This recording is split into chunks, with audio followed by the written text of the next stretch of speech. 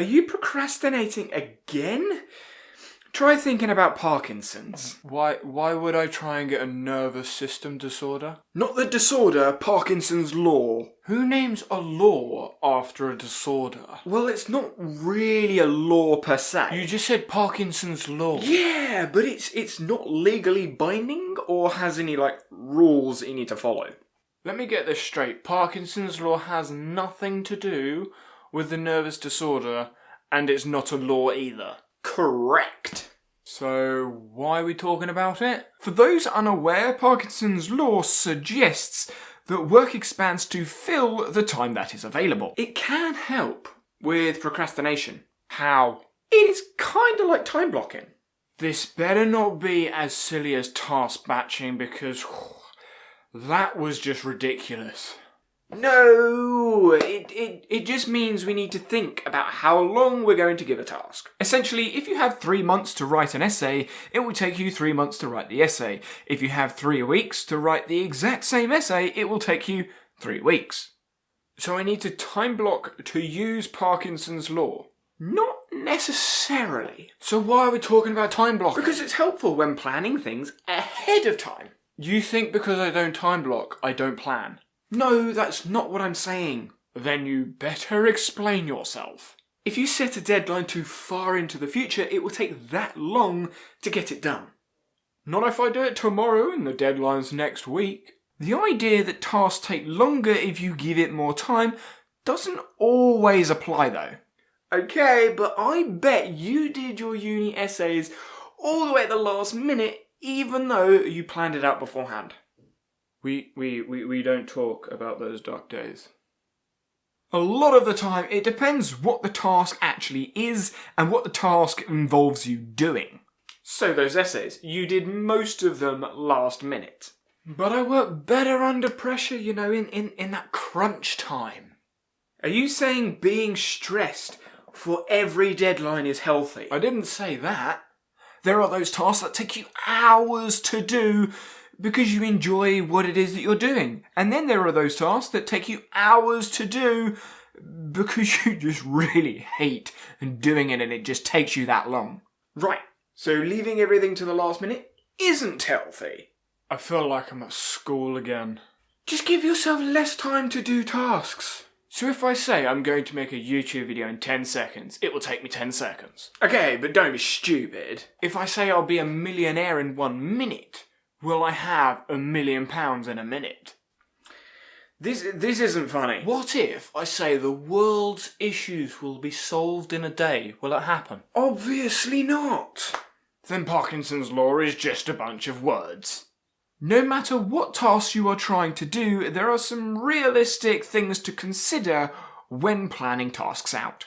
You know those things are going to take a long time, right? Yes, some longer than others. Then let's think about real tasks like the YouTube example you gave. How long does it take you to do those things involved? It depends.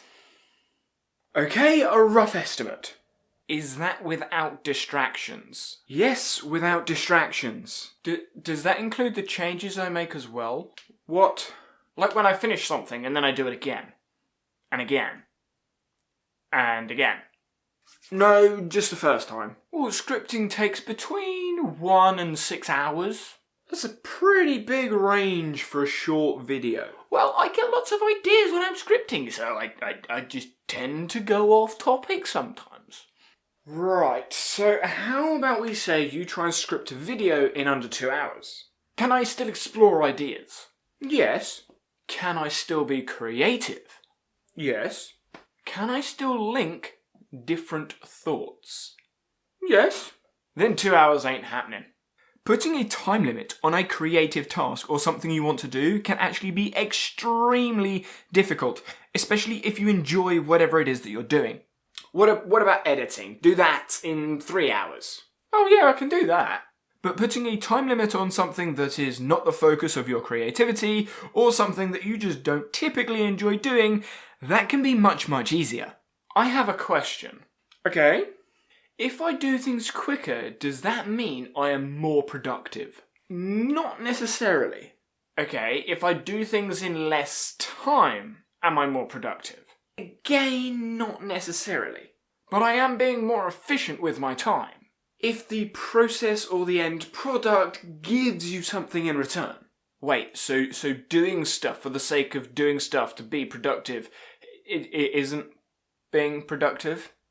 Parkinson's law is about getting something done in an appropriate amount of time, but doesn't always consider the why, the when, the how, the who of actually getting something done. So if I set myself 2 hours to do something, and it took me 3 hours to do it, but I learnt a lot, was that a good use of my time?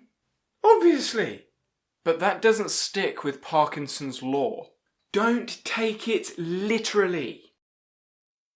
Parkinson's law was originally about supply and demand, pretty much the same as everything in the productivity space. As a result of this, videos, podcasts, articles, and things like that talk about Parkinson's law in the productivity space, because they're somewhat synonymous really now, what Parkinson's law basically is saying is have a deadline. How you go about making those deadlines and doing those things, they're the things that we should be having conversations about, not Parkinson's law and Flynn effect and all the other different philosophical things and psychological things that could be impacting something. It's the actions that we need to take. It's not about reducing the time it takes you to do a task, it's about actually setting a deadline to do it and achieving that deadline in some way or another. Reducing the time you have to do something, yes, could be beneficial, but from my experience, reducing time to do something can actually cause a lot of stress.